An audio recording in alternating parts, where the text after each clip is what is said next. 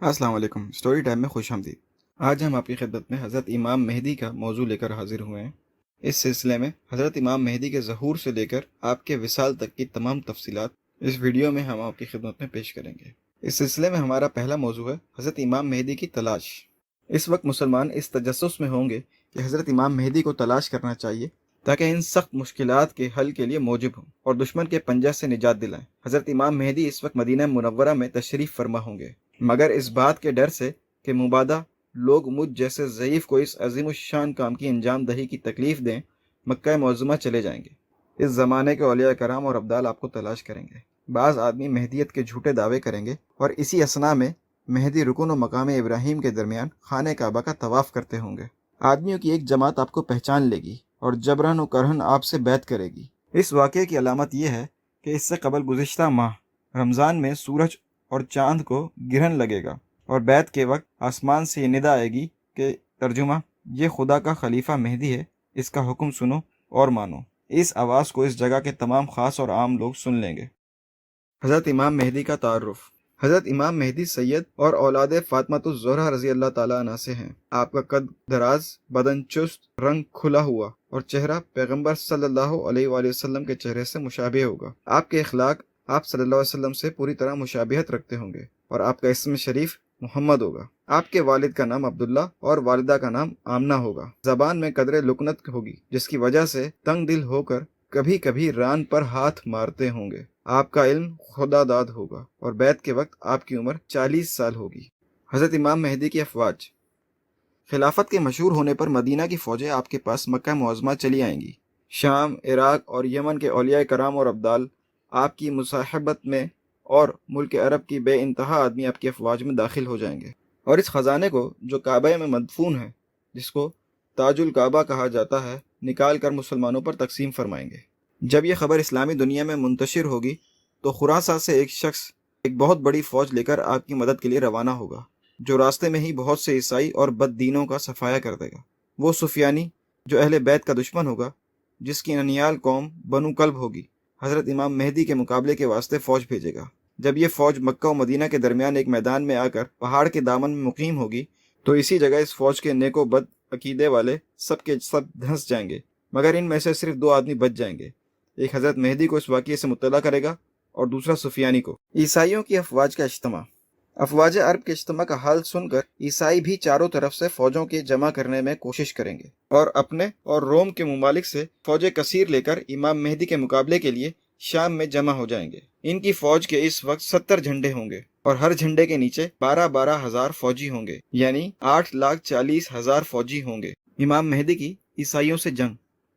حضرت امام مہدی مکے سے کوچ فرما کر مدینہ منورہ پہنچیں گے اور آپ صلی اللہ علیہ وسلم کی زیارت سے مشرف ہو کر شام کی جانب روانہ ہو جائیں گے۔ دمشق کے قرب و جوار میں عیسائیوں کی فوج سے آمنا سامنا ہوگا۔ اس وقت حضرت مہدی کی فوج کے 3 گروہ ہو جائیں گے۔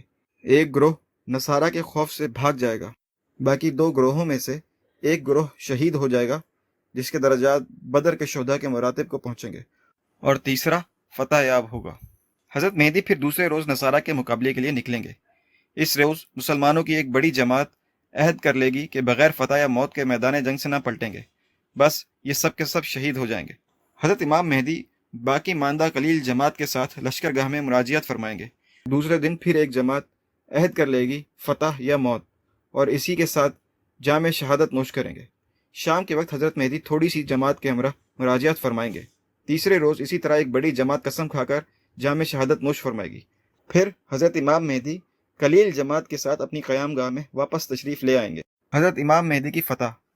چوتھے روز حضرت امام مہدی رصد گاہ کی محافظ جماعت کو لے کر، جو تعداد میں بہت کم ہوگی، دشمن سے نبرد آزما ہوں گے۔ اس دن اللہ تعالیٰ ان کو فتح مبین عطا فرمائیں گے۔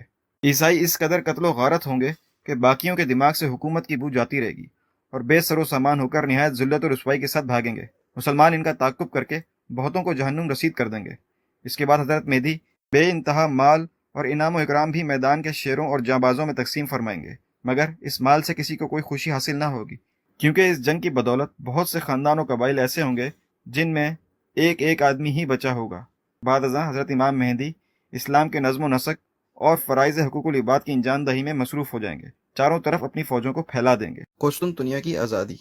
ان مہمات سے فارغ ہو کر حضرت امام مہدی اپنی فوج کے ساتھ بحیرہ روم کے ساحل پر پہنچ کر قبیلہ بنو اسحاق کے 70,000 بہادروں کو کشتیوں پر سوار کر کے اس شہر کی خلاصی کے لیے، جس کو آج کل استنبول کہا جاتا ہے، معین فرمائیں گے۔ جب یہ لوگ فصیل شہر کے نزدیک پہنچ کر نعرہ اللہ اکبر بلند کریں گے تو اس کی فصیل نام اللہ کی برکت سے منہدم ہو جائے گی۔ مسلمان حلہ کر کے شہر کے اندر داخل ہو جائیں گے، سرکشوں کو قتل کر کے ملک کا انتظام نہایت عدل و انصاف کے ساتھ کریں گے۔ ابتدائی بیعت سے اس وقت تک 6-7 سال کا عرصہ گزرے گا۔ ظہور دجال۔ امام مہدی ملک کے بندوبست میں ہی مصروف ہوں گے کہ افواہ اڑے گی کہ دجال نے مسلمانوں پر تباہی ڈالی ہے۔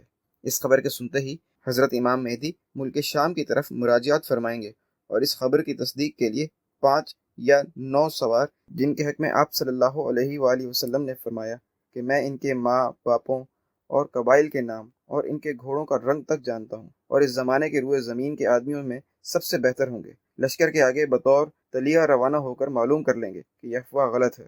بس امام مہدی عجلت و شتابی کو چھوڑ کر ملک کی خبر گیری کی غرض سے آہستگی اختیار فرمائیں گے۔ اس میں کچھ عرصہ نہ گزرے گا کہ دجال ظاہر ہو جائے گا۔ دجال کی بدخلقی۔ دجال قوم یہود میں سے ہوگا، عوام میں اس کا لقب مسیح ہوگا۔ دائیں آنکھ کھلی ہوگی، گھنگریالے بال ہوں گے، سواری میں ایک بڑا گدھا ہوگا۔ پہلے اس کا ظہور ملک عراق و شام کے درمیان ہوگا، جہاں نبوت اور رسالت کا دعویٰ کرتا ہوگا۔ پھر وہاں سے اصفہان چلا جائے گا، یہاں اس کے ہمراہ 70,000 یہودی ہوں گے۔ یہیں سے خدائی کا دعویٰ کر کے چاروں طرف فساد برپا کرے گا اور زمین میں اکثر مقامات پر گشت کر کے لوگوں سے اپنے آپ کو خدا کہلوائے گا۔ دجال کی جادوگریاں اور مومنوں کی آزمائش۔ لوگوں کی آزمائش کے لیے اللہ تعالیٰ اس سے بڑے خرق عادات ظاہر کرائے گا۔ دجال کی پیشانی پر لفظ کاف فے رے لکھا ہوگا، جس کی شناخت صرف اہل ایمان کر سکیں گے۔ اس کے ساتھ ایک آگ ہوگی جس کو دوزخ سے تعبیر کرے گا، اور ایک باغ جو کہ جنت سے موسوم ہوگا۔ مخالفین کو آگ میں اور موافقین کو جنت میں ڈالے گا، مگر وہ آگ در حقیقت باغ کے مانند ہوگی اور باغ آگ کی خاصیت رکھتا ہوگا۔ نیز اس کے پاس اشیاء خوردنی کا ایک بہت بڑا ذخیرہ ہوگا، جس کو چاہے دے گا۔ جب کوئی فرقہ اس کی الوہیت کو تسلیم کرے گا تو اس کے لیے اس کے حکم سے بارش ہوگی، اناج پیدا ہوگا، درخت پھلدار، مویشی موٹے تازے اور شیردار یعنی دودھ دینے والے ہو جائیں گے۔ جو فرقہ اس کی مخالفت کرے گا تو اس سے اشیاء مذکورہ بند کر دے گا اور اسی قسم کی بہت سی ایذائیں مسلمانوں کو پہنچائے گا، مگر اللہ کے فضل سے مسلمانوں کو تسبیح اور تحلیل کھانے پینے کا کام دے گی۔ اس کے خروج سے بیشتر 2 سال تک قحط پڑ چکا ہوگا۔ تیسرے سال دوران قحط ہی میں اس کا ظہور ہوگا۔ زمین کے مدفون خزانے اس کے حکم سے اس کے ہمراہ ہو جائیں گے۔ بعض آدمیوں سے کہے گا کہ میں تمہارے مردہ ماں باپوں کو زندہ کرتا ہوں تاکہ تم اس قدرت کو دیکھ کر میری خدائی کا یقین کر لو۔ پس شیاطین کو حکم دے گا کہ زمین میں سے ان کے ماں باپوں کی شکل میں ہو کر نکلو، چنانچہ وہ ایسا ہی کریں گے۔ دجال مکہ و مدینہ میں داخل نہ ہو سکے گا۔ بہت سے ممالک پر دجال کا گزر ہوگا، یہاں تک کہ جب وہ سرزمین یمن میں پہنچے گا اور بد دین لوگ بکثرت اس کے ساتھ ہو جائیں گے تو وہاں سے لوٹ کر مکہ معظمہ کے قریب مقیم ہو جائے گا، مگر چونکہ اللہ تعالیٰ کے حکم سے مکہ معظمہ کی حفاظت فرشتے کر رہے ہوں گے تو اس میں داخل نہ ہو سکے گا۔ پھر وہاں سے مدینہ منورہ کا قصد کرے گا۔ اس وقت مدینہ کے 7 دروازے ہوں گے، ہر دروازے کی حفاظت کے لیے اللہ تعالیٰ 2 فرشتوں کا تعین فرمائیں گے، جس کی وجہ سے دجال وہاں بھی داخل نہ ہو سکے گا، اور بدعقیدہ و منافق لوگ خائف ہو کر شہر سے باہر نکل جائیں گے اور دجال کے پھندے میں گرفتار ہو جائیں گے۔ مدینے کے ایک بزرگ کے ہاتھوں دجال کی رسوائی۔ اس وقت مدینہ منورہ میں ایک بزرگ ہوں گے جو دجال سے مناظرہ کرنے کے لیے نکلیں گے۔ وہ دجال کی فوج کے قریب جائیں گے اور ان سے پوچھیں گے کہ دجال کہاں ہیں۔ وہ ان کی گفتگو کو خلاف آداب سمجھ کر قتل کرنے کا قصد کریں گے، مگر بعض ان کے قتل سے مانع ہو جائیں گے اور کہیں گے کہ کیا تم کو معلوم نہیں کہ ہمارے اور تمہارے خدا یعنی دجال نے منع کیا ہے کہ کسی کو بغیر اجازت کے قتل نہ کرنا۔ بس وہ دجال کے سامنے جا کر بیان کریں گے کہ ایک گستاخ شخص آیا ہے اور آپ کی خدمت میں حاضر ہونا چاہتا ہے۔ دجال ان کو اپنے پاس بلائے گا۔ جب وہ بزرگ دجال کے چہرے کو دیکھیں گے تو فرمائیں گے کہ میں نے تجھے پہچان لیا، تو وہی دجال ملعون ہے جس کی خبر آپ صلی اللہ علیہ وآلہ وسلم نے دی تھی اور تیری گمراہی کی حقیقت بیان فرمائی تھی۔ دجال غصے میں آ کر کہے گا کہ اس کو آرے سے چیر دو۔ بس جب ان بزرگ کے 2 ٹکڑے کر کے دائیں بائیں جانب ڈال دیے جائیں گے، پھر دجال خود ان ٹکڑوں کے درمیان سے نکل کر لوگوں سے کہے گا کہ اب میں اس مردے کو زندہ کر دوں تو تم میری خدائی پر پورا یقین کرو گے؟ وہ کہیں گے ہم تو پہلے ہی آپ کی الوہیت کا یقین کر چکے ہیں اور کسی قسم کا شک و شبہ دل میں نہیں رکھتے۔ ہاں اگر ایسا ہو جائے تو ہم کو مزید اطمینان حاصل ہو جائے گا۔ بس وہ ان دونوں ٹکڑوں کو جمع کر کے زندہ ہونے کا حکم دے گا۔ چنانچہ وہ اللہ کی حکمت و ارادے سے زندہ ہو کر کہے گا کہ اب تو مجھ کو پورا یقین ہو گیا کہ تو وہی مردود دجال ہے جس کی ملعونیت کی خبر آپ صلی اللہ علیہ وآلہ وسلم نے دی تھی۔ دجال جھنجلا جائے گا اور اپنے ماننے والوں کو حکم دے گا کہ اس کو ذبح کر دو۔ بس وہ آپ کے حلق پر چھری پھیر دیں گے، مگر اس سے آپ کو کوئی ضرر نہ پہنچے گا۔ دجال شرمندہ ہو کر اس بزرگ کو اپنی دوزخ میں، جس کا ذکر اوپر گزر چکا ہے، ڈال دے گا، مگر اللہ تعالیٰ کی قدرت سے وہ آپ کے حق میں عافیت والی ہو جائے گی۔ اس کے بعد دجال کسی مردے کے زندہ کرنے پر قدرت نہ پائے گا اور یہاں سے ملک شام کی جانب روانہ ہو جائے گا۔ حضرت عیسیٰ کا نزول۔ دجال کے دمشق پہنچنے سے پہلے حضرت امام مہدی دمشق آ چکے ہوں گے اور جنگ کی پوری تیاری اور فوج کی تربیت کر چکے ہوں گے۔ جنگ کا ساز و سامان و آلات تقسیم ہوں گے کہ مؤذن عصر کی اذان دے گا۔ لوگ نماز کی تیاری ہی میں مصروف ہوں گے کہ حضرت عیسیٰ علیہ السلام دو فرشتوں کے کاندھوں پر تکیہ کیے آسمان سے دمشق کی جامع مسجد کے شرقی مینارہ پہ جلوہ افروز ہوں گے اور آواز دیں گے کہ سیڑھی لے آؤ۔ پس سیڑھی حاضر کر دی جائے گی۔ آپ سیڑھی کے ذریعے نیچے اتر کر امام مہدی سے ملاقات فرمائیں گے۔ امام مہدی نہایت تواضع و خوشخلقی کے ساتھ آپ سے پیش آئیں گے اور فرمائیں گے، یا نبی اللہ، امامت کیجیے۔ حضرت عیسیٰ علیہ السلام ارشاد فرمائیں گے کہ امامت تم ہی کرو، کیونکہ تمہارے بعض کے لیے امام ہیں اور یہ عزت اسی امت کو خدا نے دی ہے۔ پس امام مہدی نماز پڑھائیں گے اور سیدنا عیسیٰ علیہ السلام اقتدا کریں گے۔ حضرت مہدی اور حضرت عیسیٰ علیہ السلام کا مل کر دجال کی فوج سے لڑنا اور دجال کو قتل کرنا۔ پھر امام مہدی کہیں گے، یا نبی اللہ، اب لشکر کا انتظام آپ کے سپرد ہے، جس طرح چاہیں انجام دیں۔ حضرت عیسیٰ فرمائیں گے کہ نہیں، یہ کام بدستور آپ ہی کے تحت میں رہے گا۔ میں تو صرف قتل دجال کے واسطے آیا ہوں، جس کا مارا جانا میرے ہی ہاتھ سے مقدر ہے۔ رات امن و امان کے ساتھ بسر کر کے امام مہدی اپنی فوج کو لے کر میدان میں تشریف لائیں گے۔ حضرت عیسیٰ علیہ السلام فرمائیں گے کہ میرے لیے گھوڑا اور نیزہ لے کر آؤ، تاکہ اس ملعون کے شر سے زمین کو پاک کر دوں۔ بس حضرت عیسیٰ علیہ السلام دجال پر اور اسلامی فوج اس کے لشکر پر حملہ آور ہوگی۔ نہایت خوفناک و گھمسان کی لڑائی شروع ہو جائے گی۔ اس وقت دم عیسوی کی یہ خاصیت ہوگی کہ جہاں تک آپ کی نظر کی رسائی ہوگی وہیں تک یہ بھی پہنچے گا، اور جس کافر تک آپ کا سانس پہنچے گا تو وہ وہیں نیست و نابود ہو جائے گا۔ دجال آپ کے مقابلے سے بھاگے گا، آپ اس کا تعاقب کرتے کرتے مقام لد میں اسے جا لیں گے اور نیزے سے اس کا کام تمام کر کے لوگوں پر اس کی ہلاکت کا اظہار کریں گے۔ کہتے ہیں کہ اگر حضرت عیسیٰ علیہ السلام اس کے قتل میں عجلت نہ کرتے تو بھی وہ آپ کے سانس سے اس طرح پگھل جاتا جیسے پانی میں نمک۔ اسلامی فوج دجال کے لشکر کے قتل و غارت کرنے میں مشغول ہو جائے گی۔ یہودیوں کو جو اس لشکر میں ہوں گے کوئی چیز پناہ نہ دے گی، یہاں تک کہ اگر بوقت شب کسی پتھر یا درخت کی آڑ میں کوئی پناہ لینا چاہے گا تو وہ بھی آواز دے گا کہ اے خدا کے بندے، دیکھ اس یہودی کو، پکڑ اور اسے قتل کر، مگر درخت غرقد ان کو پناہ دے کر اخفائے حال کرے گا۔ دجالی فتنے کے 40 روز۔ زمین پر دجال کے شر و فساد کا زمانہ 40 روز تک رہے گا، کہ جن میں سے ایک دن ایک سال کے، ایک مہینے کے اور ایک ہفتے کے برابر ہوگا۔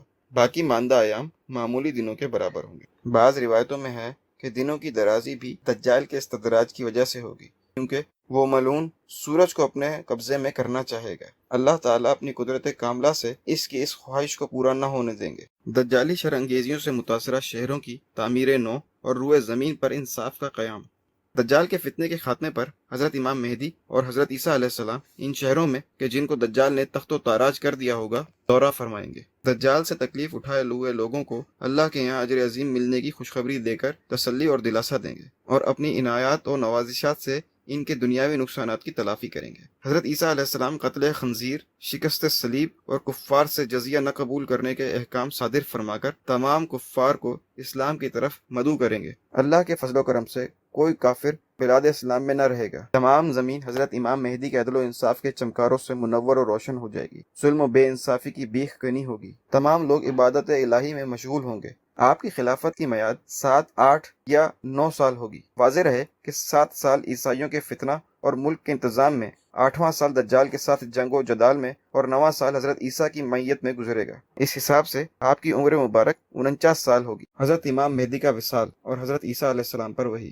بعد ازاں حضرت امام مہدی کا وصال ہو جائے گا۔ حضرت عیسیٰ علیہ السلام آپ کی نماز جنازہ پڑھائیں گے اور آپ کو دفن فرمائیں گے۔ اس کے بعد تمام چھوٹے بڑے انتظامات حضرت عیسیٰ علیہ السلام کے ہاتھ میں آ جائیں گے۔ تمام مخلوق نہایت امن و امان کے ساتھ زندگی بسر کرتی ہوگی کہ اللہ کی طرف سے آپ پر وحی نازل ہوگی کہ میں اپنے بندوں میں سے ایسے طاقتور بندے ظاہر کرنے والا ہوں کہ کسی شخص کو ان کے مقابلے کی تاب نہ ہوگی۔ بس میرے خالص بندوں کو کوہ طور پر لے جانا کہ وہاں پناہ گزین ہو جائیں۔ تو دوستو، یہ تھی حضرت امام مہدی کی ظہور سے وصال تک کی مکمل تفصیلات۔ ہمیں یقین ہے کہ ہماری اس ویڈیو سے آپ کی معلومات میں خاطر خواہ اضافہ ہوا ہوگا۔ آپ سے گزارش ہے کہ ہماری اس ویڈیو کو لائک اور شیئر کیجیے گا، ہمارے چینل کو سبسکرائب کیجیے گا اور بیل آئیکن پر لازمی کلک کیجیے گا تاکہ مزید آنے والی ویڈیوز اور معلومات سے فائدہ حاصل کر سکیں۔ شکریہ۔